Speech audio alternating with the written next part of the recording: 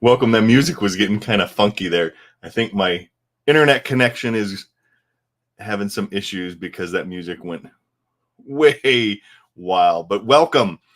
This is Ed Reiner, and this is a daily dose of mind stuff. And I am Ed Reiner. I want to welcome you to the daily dose of mind stuff. Today is day 37. We're on 37 days of 100. So if you haven't joined me yet on any of these lives, I'm going live on my Facebook page, my LinkedIn page, and my YouTube page for 100 days in a row, sharing the stuff that I study on a daily basis, which I call mind stuff. Something that I picked up from Claude Bristol, who wrote The Magic of Believing. He called all this stuff he studied mind stuff, and I always thought that kind of was a cool, sounded cool. So mind stuff. So today we are going into diving back in, and we're going to be talking about the mind and paradigms. I've got a segment of Bob going into this, and this is a really good concept, amazing concept that you really want to wrap your head around and study this daily. This is something that will show you why you're getting results in your life, why you're doing what you're doing, how you can start doing what you want to do, and create the life that you want to live. So let's pop over to Bob, and I will be back afterwards for a little bit of a recap. See you in a minute. Now let's look at the mind and the paradigm. Okay, your mind, your paradigm. And we go through this every seminar. I go through this every day. Truman Fleet said nobody's ever seen the mind. He wasn't very involved in the healing arts, so he said, I'm going to draw a picture, let that represent the mind. That is, without question, the best idea I've ever come across. I remember when Val Vanderwall sat down and explained that to me. I had been studying this information for 10 years. One of the best books I ever read was Joseph Murphy's book on Power of the Subconscious. I mean, that I thought that was a classic. But I had read all kinds of books. I mean, all kinds of books. And it was like I had all this good information, but I couldn't get it to fit. I was doing everything that I was supposed to do right, but I wasn't aware of what I was doing. I was an unconscious component. And as he explained this, it started to fall into place. And he said, you are a physical body and you have a marvelous mind. But he says the conscious mind and the subconscious, and they operate quite differently. Totally different. And as he started to explain this, it just about blew my mind. Now let's look at it. Here you are, your conscious mind, subconscious and body. Now you and I have the ability to think. You can think anything you want. You're doing that with your conscious mind. That's where your creative faculties are. They're right in here. They're locked up within us. We can think anything we want to think. And we're at the point in our evolution when somebody said, what can you do? The answer is, what can you think? What can you do? What can you think? You mean I can do whatever I think? Yeah. Well, you're not going to do it here. That's usually what you hear. You can do whatever you think. Now that's where school loads us up with information. We call it the educated mind. But it's also where our intellect is resident. We have perception, the will, reason, imagination, memory, intuition. We've got all these phenomenal powers in there. Now, the subconscious mind, it's pretty simple the way it works, really, as magnificent as it is. That's the emotional mind. It is absolutely totally different than the conscious mind. The conscious mind can choose, it can accept or reject. And if you reject, you can originate because this power never stops flowing through us. But what goes into the subconscious has to accept it. It's like that glass. I can pour anything in that glass if I want, I can spit in it, I can throw this flipper in it. I can put anything in there. The glass doesn't care. Okay? Now think. It must accept because it has no ability to reject. And it cannot differentiate between what you imagine and what's actually happening. Pretend you're happy when you're blue. Your subconscious mind doesn't know. If you pretend you're going to be happy, pretend you're happy and you'll be happy. Just pretend. You pretend you're happy and you'll let all the cares go. Think. I see the time. It's okay. I'm not ready to quit. All right. Now look at. Now look here. This is you today. You have this ability and you're being inundated with information. It's coming at you from all sides. You're getting it from radio, from other people, from TV, from newspapers. Everywhere information is flying in. Now, because you have a reasoning factor, you have the ability to think. And remember a moment ago, we said you have the ability to choose. You can accept or reject. Well, this information that's coming at us, we can reject it. Do you know what most people do? They watch the news and they just accept it. Saying, I saw it on the news. I know it's happening. The economy is, we don't have to accept any of that. We can tell it all to go away. The strange thing is we don't tell it to go away. We don't even think about it. We leave our mind wide open and it just dumps right in. What do we say about the subconscious? It has no ability to reject. Why would we do that? Because we're programmed to do it. That's what the paradigm is. The paradigm is the program. It was built genetically and then environmentally in our little life. People very rarely change what's going on inside after the age of 5. That is really hard to grasp. With the awesome powers that we've got. Ask yourself why you look so much like your relatives. Why do you look like them? It's because you're genetically programmed by them. Your belief system, it goes back for generations. It's been passed from one generation to the next, and very rarely does anybody even question those beliefs. And if we do question them, some of them will seem absolutely absurd. We'll have a difficult time we even believed it. We not only believed it, it's controlling our life. Now let's take a look at where it starts. When we're little gaffers, here we are here as infants. The infant's mind is wide open. You can put anything in that little mind you want, and we do. Whatever's going on around the baby goes right into the baby's mind. Now, most people don't understand that. There's all kinds of fighting and arguing going on. There's people talking about you can't do this, you can't do that, we can't afford it. I don't know what's going to happen. You know, money doesn't grow on trees. You keep wanting more money. All in the child's mind. That child is growing up with a consciousness that will keep them locked in to a pattern that they don't like probably until they die. Now, is it changing? I think it's changing. I've seen it change dramatically over the past 50 years. But you see, whatever's going on around actually causes that person to think of themselves the way they think of themselves. That's where the child's self-image is formed. And if a person has a lot of doubt about themselves, if they don't really believe in themselves very much, it's because of what was built into their mind in their little life. If they're surrounded by people that never have goals, they're not going to have them. I love what Heinlein said. In absence of clearly defined goals, we become strangely loyal to performing daily trivia until ultimately we become enslaved by it. And that happens, that lack of goal direction of the people that surrounds the baby, that causes the baby to grow up like that. Now, the self-image is one idea. The paradigm is a multitude of them. And it's hard to believe that 35, 40 years later, that person's living the way they were programmed before they were 5 years old. But that's what's happening. And as a person starts to use this and starts to think about it and they start to break out of it, they think, wow, look what we're doing. You could have done it all your life.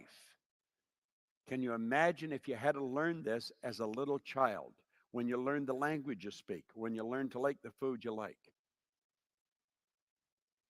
Now, this is the organized educational model. We not only leave from a very early age of programming in our environment, we go to school, we hear what the teacher's saying. You hear with your ears. And we really believe this is an education.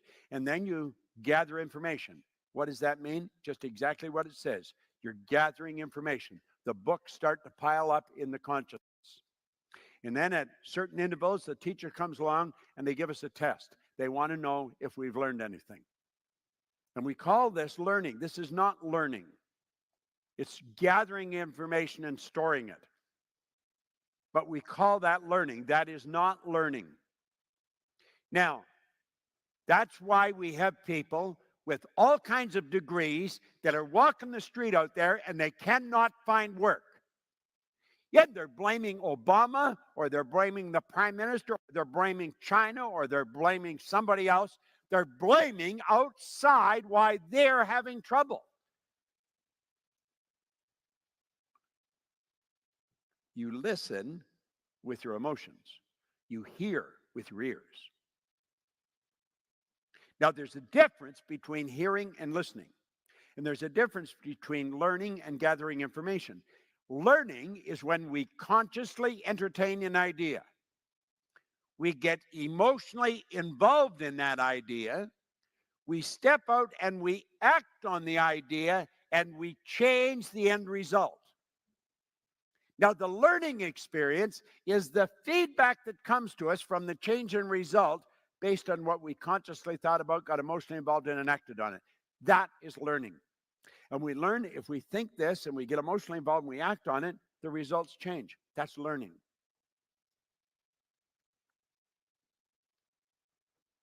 If just like that, with very little knowledge along this line, Keith, you could knock off 1 million in 3 months, what do you think you could do if you really turned on the jets?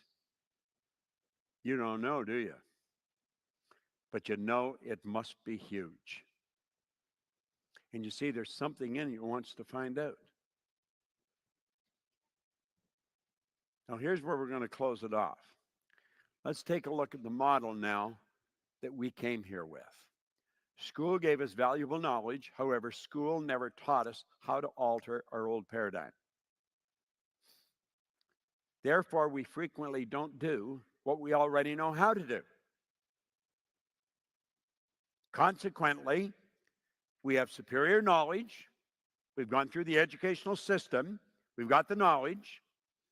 However, we're getting inferior results. So we become very confused and very frustrated. I spent all that money. I spent all that time in school. And what the hell? Look, this isn't fair. Fair's got nothing to do with it. It was your choice. So here we are here. The person's got a ton of information in their head, all kind of knowledge, but it doesn't equate. The results don't match the smarts. You say they're smart, they got all these degrees, but the results aren't there. What's happened? Well, it isn't all this knowledge that's being expressed. It's the paradigm that is causing the results. You don't even need a whole lot of knowledge. If you gain a knowledge of how to change the paradigm, you can change the results. Because if you want to change the results, that's how you're going to have to do it. But some people don't understand that. They get all this knowledge and they don't get the results. They think, well, I'll go back to school. I'll get another degree. I'll go and get another degree. No, they ain't going to do it. You got to ask yourself, wait a minute, I got the degree and it isn't what's happening. I'm not against school. I think education's sacred, but real education. You see, as the person changes the paradigm, the results change. Now that is really important. So as the paradigm changes, the results change. So that we really want to look at changing that paradigm. And, like Bob was saying, I wrote a couple notes down. I'm always writing notes when I'm listening to Bob or studying. But he's talking about just shifting how we feel. And he had the graphic of the mind of us, the conscious mind and the subconscious mind. And it's important to remember at all times that, hold on one second.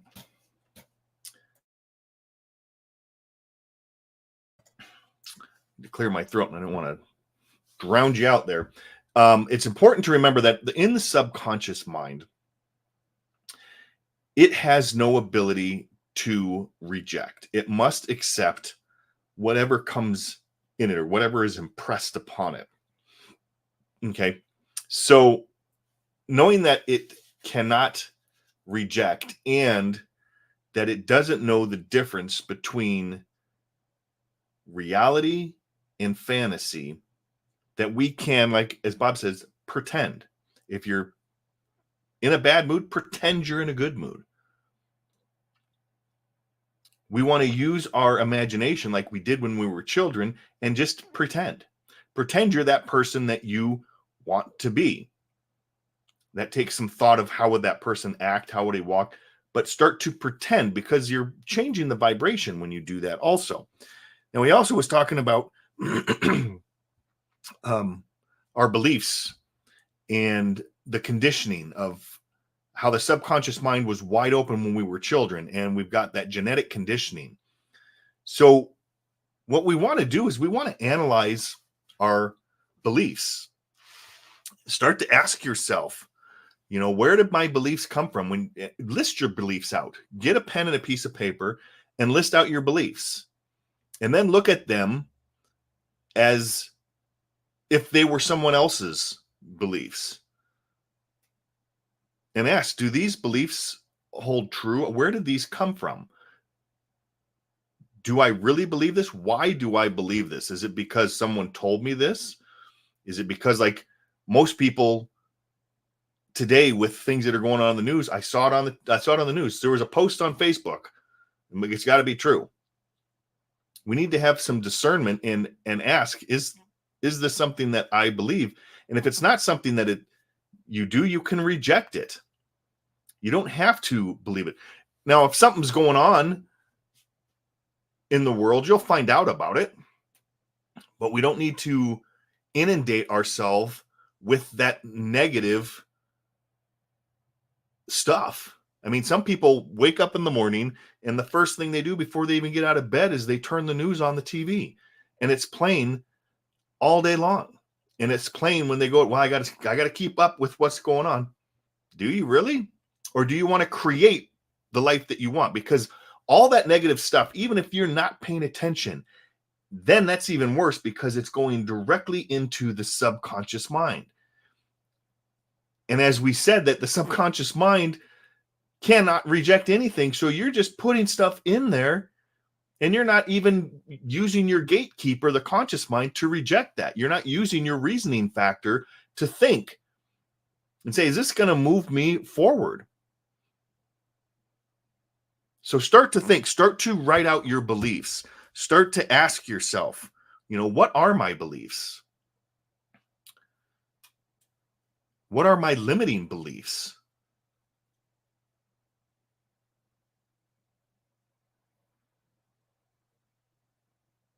Ask yourself and write down, what beliefs do I have that are going to stop me from creating the life that I want to live? Those are the things you need to figure out, because you're only going to go as far as you believe you can go. And you got to believe. You got to believe in yourself. And as Bob has said in all of these videos that we've done, there's been touch on this over the past 36 of them, this 37 now. We have an awesome power that's flowing to and through us. We are spiritual beings. We were made in the image of God. And this power is flowing to and through us at all times. And we can take this and with our imagination, create ideas, create an idea of what we want, how we want to live. And we can create that in our physical world. Think of everything in your outer world right now. Everything. The monitor that you're using to watch me on, the camera that I'm talking to, the microphone that I have here, the desk, the chair, the shirt, the curtains, the picture, everything that we have in our outside world started first as a thought in the mind. This power flowed to and through someone, and they used that and they molded that into an idea and then took action on that idea and created it into this physical world, manifested it into the physical world. We can do the same thing with our life and with anything that we choose to do, as long as it's something that you really want. So that's all I'm going to go on today. Write down beliefs. Take a piece of paper, jot down your beliefs. Do a mental house cleaning. Is this something I really believe? Why did I believe this? Why do I believe this? Is this a belief that I hold true, or is this something that came from someone else? Because our beliefs are based on our evaluation of something. Frequently, if we reevaluate that situation, our beliefs will change. So look at your beliefs, reevaluate them, see if they change. So that's all I've got for today. I will be back again tomorrow. Same time. Well, yeah, we'll see around same time, around 9 o'clock. We will go for tomorrow. I'm kind of switching up the times, seeing if that works a little better. I'm still testing and messing around with some of this. So if you're watching on YouTube, I know on my banner it says 11 o'clock Mountain Standard Time. So that may change. I'll have to change that up. Anyway, that's all I've got for today. This is Ed Reiner with your daily dose of mind stuff. I will see you tomorrow. Peace. God bless.